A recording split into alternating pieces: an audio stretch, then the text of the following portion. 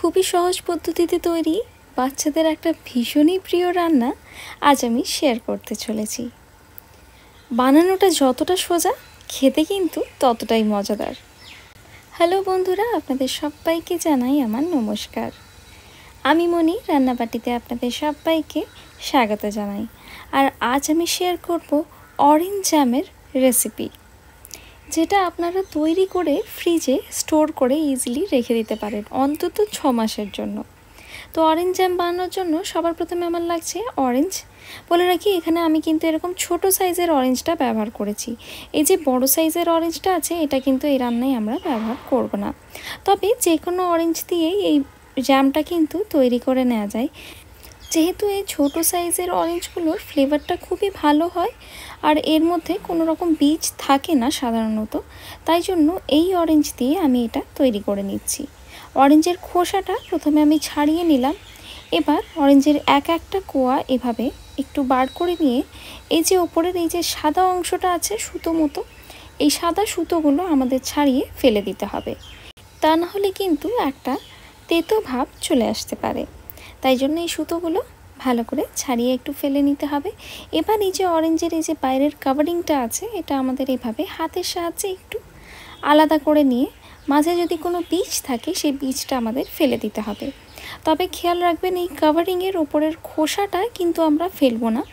এতে করে অরেঞ্জের যে জ্যামটা আমরা তৈরি করব ওটা বেশ ভালো ঘন হবে। সবকটা অরেঞ্জের কোয়া আমি কিন্তু ঠিক একইভাবে বীজ ছাড়িয়ে নিয়েছি। এবার এই অরেঞ্জের কোয়াগুলো আমি ভালো করে পেস্ট করে নিয়েছি আর নিয়ে নিয়েছি তার সাথে চিনি আর অরেঞ্জের পাল্পটা কিন্তু সমান পরিমাণে থাকতে হবে। এবার কড়াতে আমি দিয়ে নেব এই অরেঞ্জের পাল্পটা। এখানে আমি মোট 4টে অরেঞ্জের পাল্প আমি নিয়ে নিয়েছি। আর অরেঞ্জের পাল্পটা নেবার পর ঠিক যতটা পরিমাণে হয়েছে ঠিক ততটা পরিমাণেই আমি এখানে চিনিও নিয়ে নিয়েছি। চিনি আর অরেঞ্জের পাল্পটাকে ওভেনের হিটটা হাইতে রেখে আমাদের খুব ভালো করে মিশিয়ে নিতে হবে। আবারও বলে রাখি, অরেঞ্জের কোয়াগুলোর থেকে কিন্তু আপনারা শুধুমাত্র সাদা সুতো আর বীজটা ছাড়িয়ে ফেলবেন। তার যে বাইরের কাভারিংটা আছে সেটা কিন্তু একদমই ফেললে চলবে না, তা নাহলে এটা কিন্তু ভালো মতো ঘন হয়ে জ্যামের টেক্সচারে আসবে না।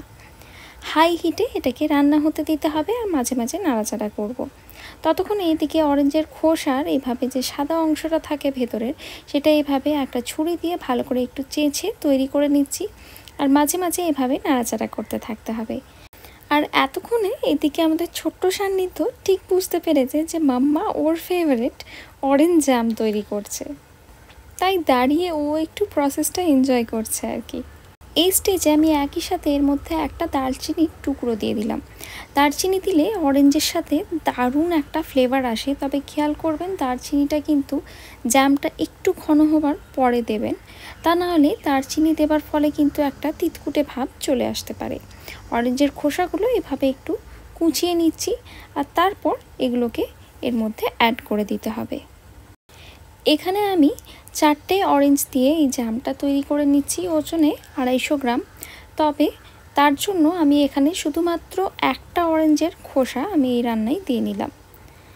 অরেঞ্জের খোসাটা কিন্তু একটু শেষের দিকে অ্যাড করলে ভালো হয়, প্রায় 5 থেকে 7 মিনিট অরেঞ্জটা একটু ফুটিয়ে নেবার পর তারপর এর খোসাগুলো অ্যাড করবেন। প্রথম থেকে অ্যাড করার কিন্তু কোনো প্রয়োজন নেই। এবার মোটামুটি এটা কিন্তু ঘন হয়ে এসছে। এর মধ্যে অল্প পরিমাণে ফুড কালার দিয়ে দিচ্ছি। ফুড কালারটা একদমই অপশনাল, জাস্ট একটা ভালো অরেঞ্জ কালারের জন্য আমি এখানে ফুড কালারটা দিয়ে নিলাম। আর নিশ্চয়ই দেখতে পাচ্ছেন এই স্টেজে কিন্তু ওভেনের হিটটা আমি একদম লোতে রেখে দিয়েছি। সব কিছুকে খুব ভালো করে একবার মিশিয়ে নিচ্ছি। আর ব্যাস, আমাদের অরেঞ্জ জ্যাম কিন্তু মোটামুটি শেষের দিকে বেশ ভালো একটা ঘন ভাব কিন্তু চলে এসছে। এটা কিন্তু আমরা খুব বেশি ঘন করব না, কারণ এটা ঠান্ডা হলে কিন্তু বেশ আরেকটু ঘন হয়ে যাবে। নিশ্চয়ই দেখতে পাচ্ছেন এটা কিন্তু ভালো একটা কনসিস্টেন্সিতে চলে এসছে। আমি আরও একবার নাড়াচাড়া করে আপনাদের কনসিস্টেন্সিটা দেখিয়ে নিচ্ছি। কড়াতে দেবার পর থেকে আমি প্রথম 10 মিনিট এটাকে হাই হিটে রান্না করেছি আর তারপরে আমি এটাকে নেক্সট 10 মিনিট লো হিটে রান্না করেছি। নিশ্চয়ই দেখতে পাচ্ছেন কনসিস্টেন্সিটা ঠিক কেমন, মানে খুব একটা রানি কনসিস্টেন্সি হবে না। এভাবে খুন্তিতে নিয়ে তুললে এভাবে ড্রপ ড্রপ হয়ে এটা কিন্তু পড়বে। এটা ঠান্ডা হলে বেশ আরও একটু ঘন হয়ে যাবে। খুব বেশি ঘন করলে এটা ঠান্ডা হলে কিন্তু খুব টাইট হয়ে শক্ত হয়ে যাবে আর একটা ক্যান্ডি টেক্সচারে চলে আসবে। যেহেতু জ্যাম তৈরি করছি তাই জন্য এরকম একটু রানি টেক্সচারেই আমাদের এটাকে রাখতে হবে। ব্যাস, আমাদের এই অরেঞ্জ জ্যাম সার্ভ করবার জন্য একদম রেডি। আশা করছি আমার আজকের এই রেসিপি আপনাদের সকলের ভালো লেগে থাকবে। রান্নাটা ভালো লেগে থাকলে লাইক শেয়ার সাবস্ক্রাইব করবেন আর পাশে থাকা বেল আইকনটা প্রেস করতে ভুলবেন না। দেখা হবে আবারও একটা নতুন রেসিপি নিয়ে। ততক্ষণের জন্য ধন্যবাদ।